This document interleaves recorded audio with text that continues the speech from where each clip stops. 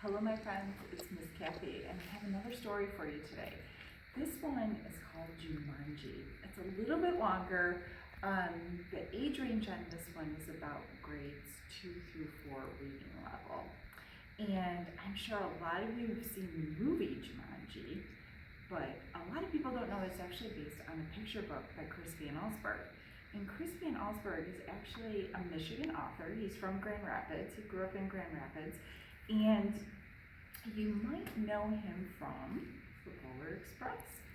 And another fun thing about Chris Van Allsburg's books is that in every book, he puts in an illustration of a dog, and he calls the dog Fritz. And Fritz is based on a dog that his brother-in-law had. So just a fun little fact for you. So when I'm reading Jumanji today, make sure you look for Fritz. Sometimes he's actually a dog, sometimes he's a toy, sometimes, like as you see him in Polar Express, he's a puppet. So I hope you enjoy this book. It's one of my favorites. Jumanji by Chris Van Allsburg. Now remember, Mother said, your father and I are bringing some guests by after the opera, so please keep the house neat. Quite so, added Father, tucking his scarf inside his coat. Mother peered into the hall mirror and carefully pinned her hat in place, then knelt and kissed both children goodbye. When the front door closed, Judy and Peter giggled with delight. They took all the toys out of their toy chest and made a terrible mess. But their laughter slowly turned to silence till Peter slouched into his chair. You know what, he said, I'm really bored. Me too, sighed Judy. Want to go outside and play? Peter agreed, so they set off across the street to the park. It was cold for November. The children could see their breath like steam. They rolled in the leaves, and then Judy tried to stuff some leaves down Peter's sweater. He jumped up and ran behind a tree. When his sister caught up with him, he was kneeling at the foot of a tree, looking at a long, thin box. What's that? Judy asked. It's a game, said Peter, handing her the box. Jumanji, Judy read from the box. A jungle adventure game. Look, said Peter, pointing to the note taped to the bottom of the box. In a childlike handwriting were the words, free game, fun for some, and not for all. P.S. Read instructions carefully. Want to take it home, Judy asked. Not really, said Peter. I'm sure somebody left it here because it's so boring. Oh, come on, protested Judy. Let's give it a try. Race you home. And off she ran with Peter at her heels. At home, the children spread the game out onto a card table. It looked very much like games they already had. There was a board that unfolded, revealing a path of colored squares. The squares had messages written on them. The path started in the deepest jungle and ended up in Jumanji, a city of golden buildings and towers.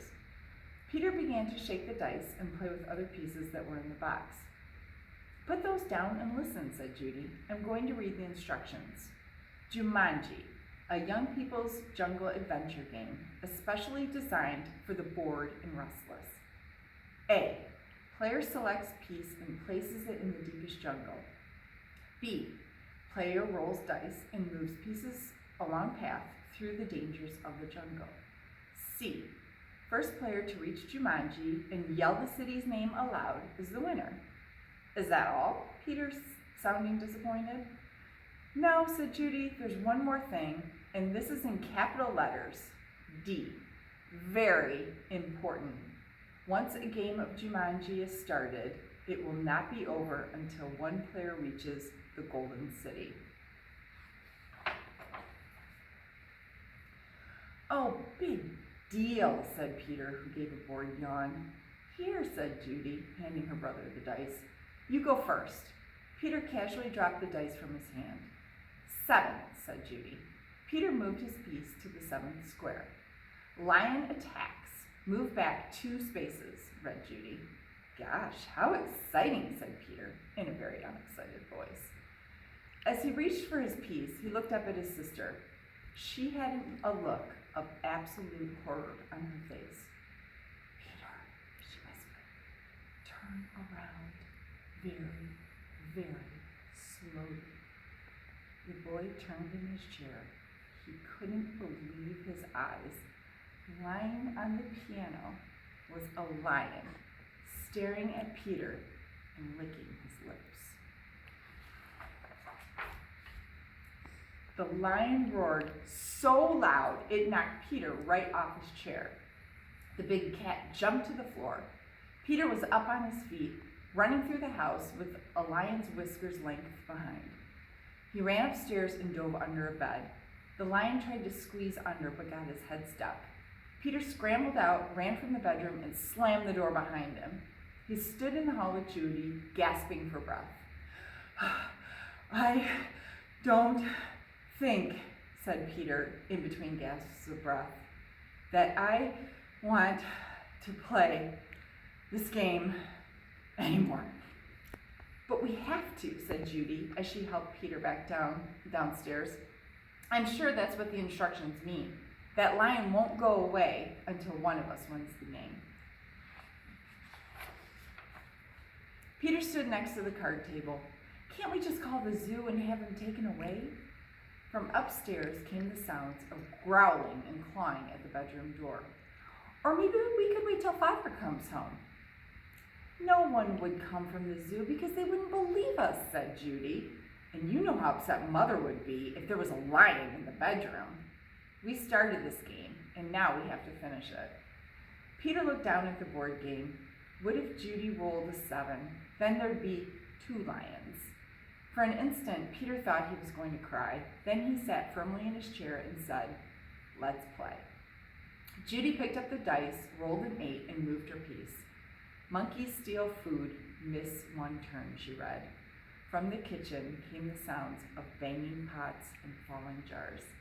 The children ran in to see a dozen monkeys tearing the room apart. Oh boy, said Peter. This would upset Mother even more than the lion. Quick, said Judy, back to the game. Peter took his turn. Thank heavens. He landed on a blank space. He rolled again. Monsoon season begins. Lose 1 turn. Little raindrops began to fall in the living room. Then a roll of thunder shook the walls and scared the monkeys out of the kitchen. The rain began to fall in buckets as Judy took the dice. Guide gets lost, lose 1 turn. The rain suddenly stopped. The children turned to see a man hunched over a map in their living room. How crazy. Oh dear, I say, spot of bad luck, he mumbled. Perhaps a left turn here, then no, a right turn here. Yes, absolutely, I think a right turn. Or maybe, excuse me, said Judy, but the guy just ignored her. Around here, then over, no, over here and around this, yes, good, but he's reading his map. Judy shrugged her shoulders and handed the dice to Peter. 4, 5, 6, he counted. Bitten by tsetse fly, contract sleeping sickness, lose 1 turn. Judy heard a faint buzzing noise and watched a small insect land on Peter's nose. Peter lifted his hand to brush the bug away, but then stopped, gave a tremendous yawn, and fell sound asleep, his head on the table. Peter, wake up, cried Judy, but it was no use. She grabbed the dice and moved to a blank. She rolled again and waited in amazement. Rhinoceros stampede, go back 2 spaces. As fast as he had fallen asleep, Peter awoke. Together they listened to a rumble in the hallway. It grew louder and louder. Suddenly, a herd of rhinos charged through the living room and into the dining room, crushing all the furniture in their path. Peter and Judy covered their ears as the sounds of splintering wood and breaking china filled the house. Peter gave the dice a quick tumble. Python sneaks into camp, go back 1 space. Judy shrieked and jumped up on her chair. Over the fireplace, said Peter. Judy sat down, nervously eyeing the 8-foot snake that was wrapping itself around the mantel clock. The guide looked up from his map, took one look at the snake, and moved to the far corner of the room, joining the monkeys on the couch. Judy took her turn and landed on a blank space. Her brother took the dice and rolled 3. "Oh no," he moaned. "Volcano erupts, go back 3 spaces." The room became warm and started to shake a little. Molten lava poured from the fireplace opening. It hit the water on the floor and the room filled with steam. Judy rolled the dice and moved ahead. "Discover shortcut, roll again." "Oh dear," she cried. Judy saw the snake unwrapping itself from the clock. "If you roll a 12, you can get out of the jungle," said Peter.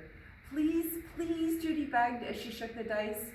The snake was wriggling his way to the floor. She dropped the dice from her hands. 1 6, then another. She grabbed her piece and slammed it onto the board. "Jumanji!" she yelled as loud as she could. The steam in the room became thicker and thicker. Judy could not even see Peter across the table. Then, as if all the doors and windows had been opened, a cool breeze cleared the steam from the room. Everything was just as it had been before. No monkeys, no guide, no water, no broken furniture, no snake, no lion roaring upstairs, no rhinos. Without saying a word to each other, Peter and Judy threw the game into the box. They bolted out the door, ran across the street to the park, and dropped the game under a tree. Back home, they quickly put all their toys away. Both children were so excited to sit quietly, so Peter took out a puzzle. As they fit the pieces together, their excitement slowly turned to relief, then exhaustion. With the puzzle half done, Peter and Judy fell sound asleep on the sofa. "Wake up, dears," Mother called. Judy opened her eyes. Mother and Father had returned, and their guests were arriving. Judy gave Peter a nudge to wake him.